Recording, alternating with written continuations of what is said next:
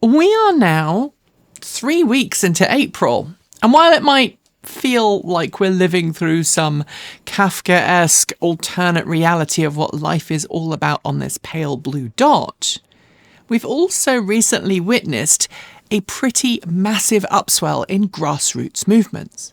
From massive nationwide official days of protest to small ad hoc protests trying to respond to the sudden kidnapping and prolonged detention and even illegal deportation of people on the street whose only crime appears to be speaking out against an illegal and inhumane ethnic cleansing in Gaza. Every protest, at its heart, fights against the antagonistic, often acrimonious decisions being made in the US White House. Decisions which, truculent and often barbaric, seem to be made not because they will lead to a better future, the excuse often touted, but because their petty vindictiveness aims to quash all dissent under a jackboot of authoritarianism. And look, I get it. We here at the channel get it. This all-exhausting mess, the wanton destruction of US government agencies that have little to no monetary impact on the nation's operational budget is being done for show, not for results, like some twisted reality TV show.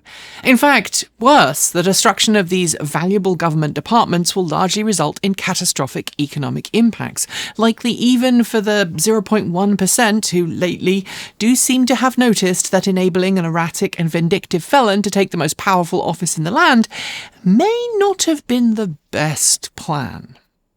Thankfully, though, as we've detailed before, joining local groups and becoming an active voice in your community can help turn that tide. Community action can make a difference, and the protest movement is, and always has been, much, much more than the sum of its parts. And it not only helps change the minds of those in power, but it can also increase hope, build strong, resilient networks, and breathe life into neighbourhoods.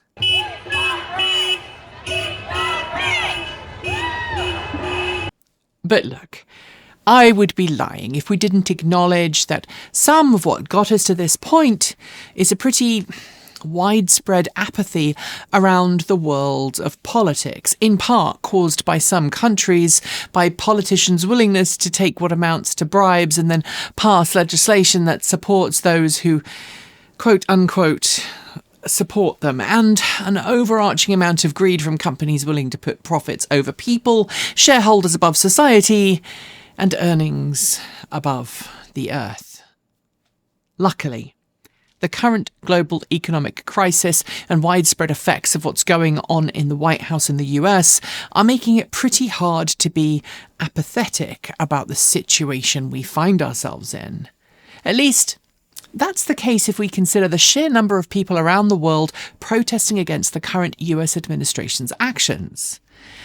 As for companies, those ones that put profits first, companies that hide behind fiduciary duties and balance sheets, what if there was a way to get them to change their behaviour for the better? Well, it turns out that there is, and here in the transportation industry, there's a big push to hold automakers to account for their choices. And today, I'm going to try and explain how it all works.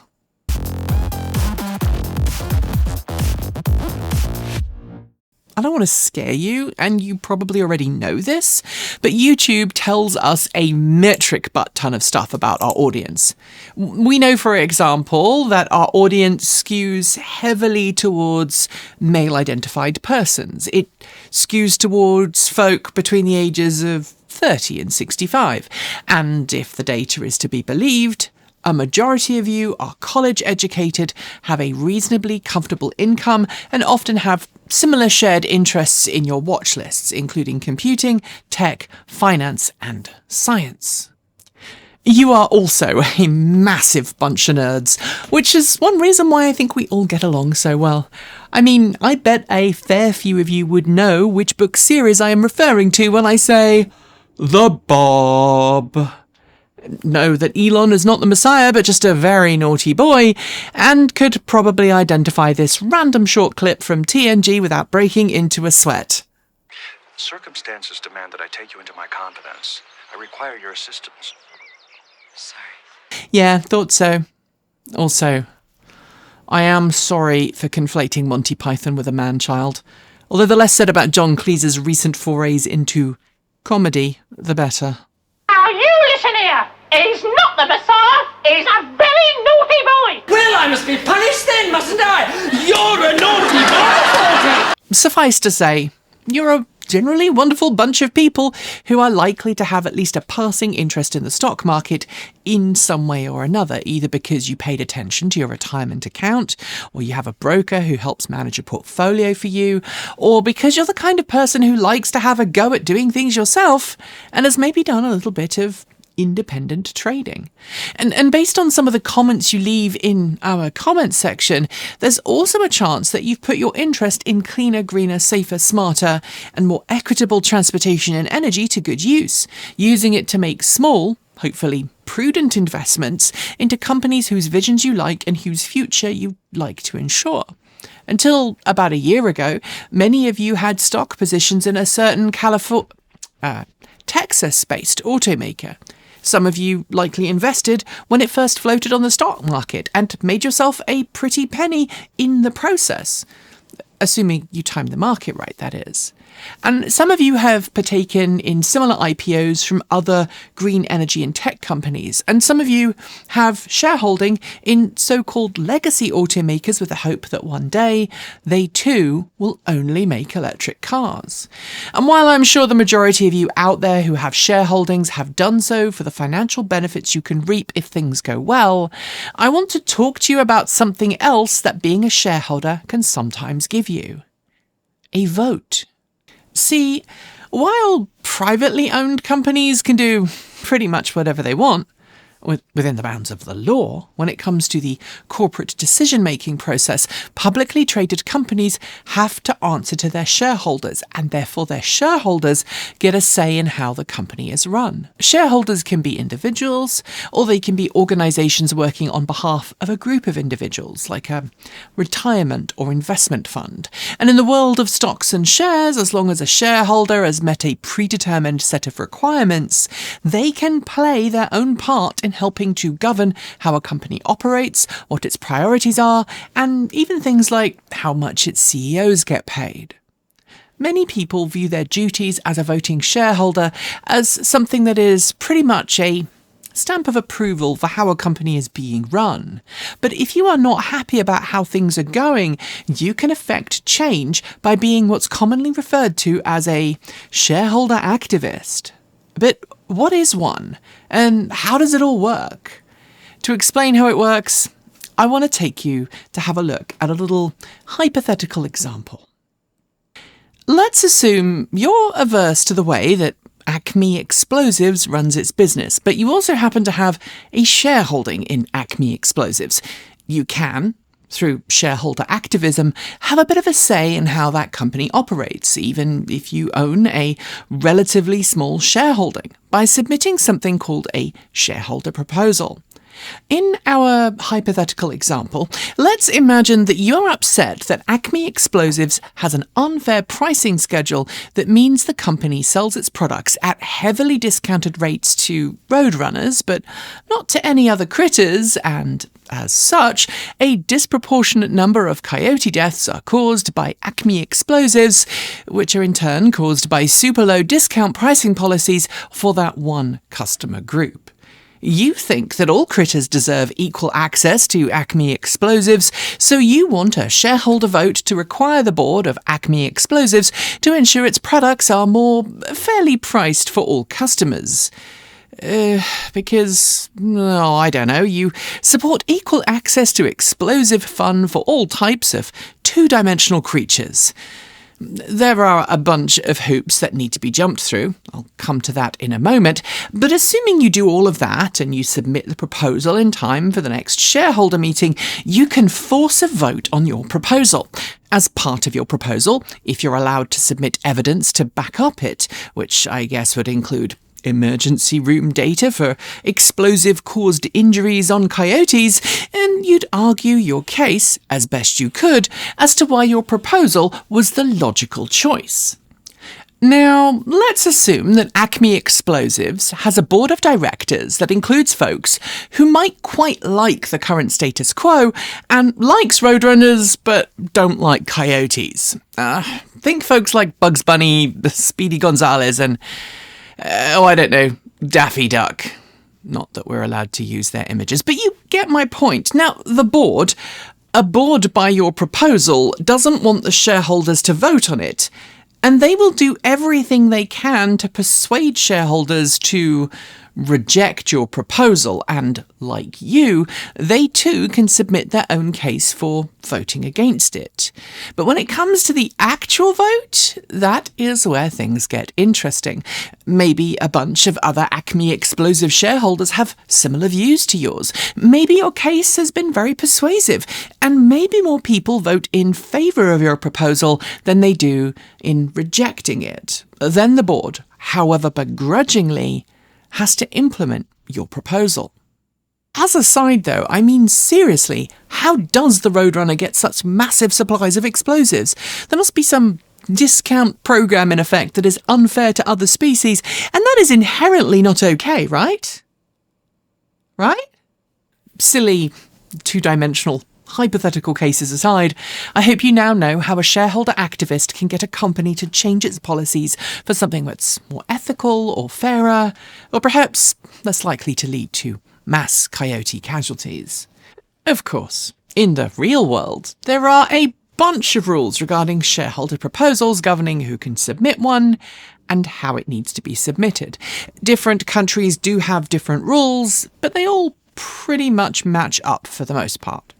In the US, for example, Title 17 of the US Federal Code, Chapter 2, Part 240, Subsection 14A-8, covers the rules regarding shareholder proposals, and just like its official classification, it is quite lengthy. It lays out things like what a proposal is, basically the actual thing you want to change or mandate the board brings into effect, along with the supporting evidence or statement to support your proposal. When it gets to who can actually submit a proposal, obviously you need to be a shareholder at the time of the vote, and you must also have been a shareholder for some time before that. And at this point, it gets a little more complicated. For example, eligibility is determined based on the product of not only how many shares you have, but how much monetary value those shares have and how long you have held them. For example, if you've held around $2,000 worth of stock in the company for 3 years, you will then be able to submit a proposal. But if you've only held stock for just 1 year, your stock value must have been at least $25,000 of value during that period. Yeah, and this isn't like voting for a government. Effectively, the more money you have and the larger your shareholding, the easier it is for you to... Oh. Wait. Never mind. They ask you how you are, you just have to say that you're fine when you're not really fine, but you just can't get into it because they would never understand. Anyway, where was I? Right. Rules regarding shareholder proposals. Obviously, you can't submit false statements to back up your claim. You can't ask the company to violate existing laws, and you can't submit a proposal that directly conflicts with one that's been submitted by the company itself for vote at the same meeting. And of course, there are a whole bunch of other minutiae covered in the 3 pages of rules that you have to ensure you comply with in order to submit a proposal. In short, then, the whole process is anything but. It's quite complex, arduous, and can be confusing for first-timers. And it goes without saying that the eligibility requirements do prevent some folks from ever having a voice.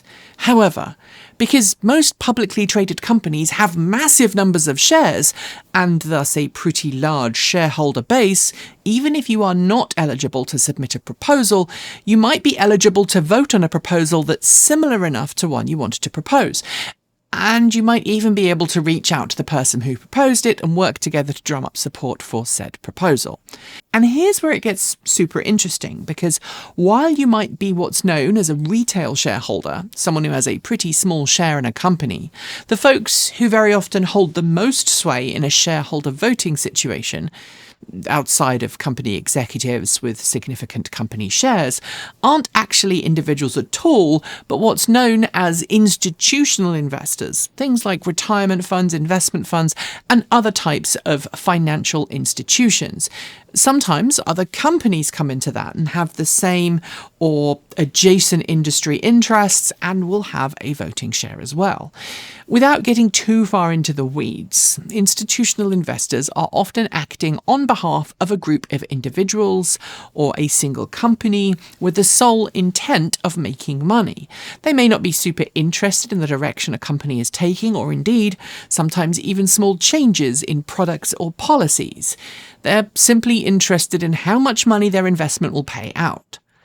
Institutional investors sometimes hold a long position on their shares. They'll get into a company and hold those shares for the long term, hopeful that the company they've invested in has good long-term prospects that will result in a predictable eventual payout through dividends and maybe an eventual stock sale at highly inflated profits at some point in the future. Sometimes you may see companies swoop in and grab a substantial shareholding in a firm for a short period of time before selling it on at a profit. But most institutional investors aren't interested in that kind of position because they're more interested in long-term stability. And when they occupy that portion of the market, they're more likely to want to be active participants in the voting process, both for day-to-day things like appointing new board members, but also in having their say on things like company policies and changes of practices. And that means said institutional investors can be really powerful allies when it comes to changing a company's direction. Admittedly, I should note that while many, probably even most, institutional investors are only interested in one thing, the money they can extract from their shares, sometimes we do encounter activist institutional investors who call for a company to change its ways, and because of their size and influence, succeed. All of this is why it is so important for retail shareholders to become aware of what the policies, the companies they hold positions are like, and why it is also important, even if you can't vote in person, to become an active shareholder through proxy voting. But more importantly, if you are someone who wants to see a policy changed off the back of a new proposal, it is important to do your own legwork to support and advocate for that change. It's important to convince other retail shareholders like you to make sure they exercise their right to vote on proposals and measures. And it's important that they know about the issues at hand to ensure their vote is as informed as possible. And where possible, try and advocate that same position to institutional investors. And here is where we learn this one sneaky little trick that Wall Street doesn't want you to know about. That is what all those videos say for clicks, right? If you are someone whose retirement fund or mutual fund is held on your behalf by an institutional investor with the goal of earning your money or funding your retirement, you too can effectively have a say. Sure, you're not able to have a direct impact on the vote like a retail investor might, but if the company you've put in charge of your money is acting on your behalf, you can certainly voice your concerns or positions to them. I'm not going to pretend it will have an impact if you are the only person to speak up, but if enough people speak up, can you imagine if hundreds of people a day emailed those offices and said no? Well, friends, they may think it's a movement. So, what have we learned? Holding shares in a company can often give you the opportunity to propose a change of policy that's voted on during the next shareholder meeting. You can vote on other people's proposals, and you can also advocate for or against proposals when they're up for a vote. Effective shareholder activism requires you to not only be aware of the proposals being voted on, but also to be ready and willing to advocate for the things that will make the world better. And in the coming months and years, you're going to see a bunch of proposals get voted on at a wide range of different companies, including major oil firms and, of course, automakers. And as a side, since big oil doesn't often listen to science, or rather, it chooses to ignore science that isn't in its short-term financially rewarding state, we're starting to see more shareholder activism activity as groups and individuals push for changes at those companies where legislators regularly fail. In 2025, when governmental opinions are so obviously up for tender, it has never been more important to fill that void and become a shareholder activist. From Tesla to Ford, Hyundai to General Motors, and beyond. Being able to propose and vote for things to make the world better for everyone, not just those with deep pockets, is a really important thing that many shareholders either ignore or remain completely unaware and unplugged into. In just a few weeks' time, we're going to be giving you some tips about an upcoming shareholder action, so be sure to hit subscribe. And if you have a portfolio, well, it's probably time to make sure you know which shareholdings give you access to a vote and which give you access to the proposal process. Thanks for joining us today, and if you've got thoughts, make sure you leave them in our Discord chat room, on our Patreon page down below, or you can reach out to us using Mastodon or Blue Sky. Thanks to the amazing list of people scrolling by on your screen right now. They're part of the massive community of supporters who make this channel possible, helping us through Patreon and YouTube, covering our bills, paying our team, and ensuring we remain 100% independent. If you'd like to join them and see your name listed here, just follow the links below. We have options available across a wide range of different price points, starting from $1.50 US a month. A massive welcome to our newest supporters: Andrew Dijak, Alex Flinner, Mark Chopping, Squire, James Higgins Thomas, Crispy Noges, Charles Noun, B. Henke, DVDD, Maria van der Linden, Kay Firth, Scott Churchill, Nathan Okawa, Corporal Dwayne Hicks, T2 Roman, Michael Schaefer, Alon M, Peterson, Albert Beidou, Omar A. Kale, Robert Gee, and Nick. To join the list and get your shout out, become a paid Patreon member for your moment of fame, and now you can even gift membership to someone else.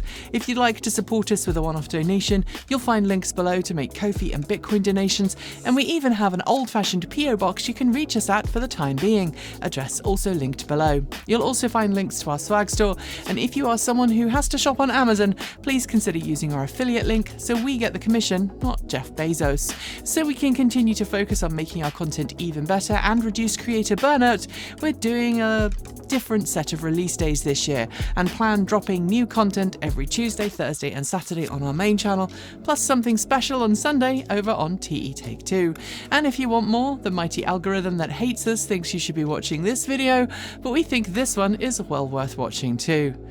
Be awesome, be kind, be intentional, and don't forget to resist. Keep evolving!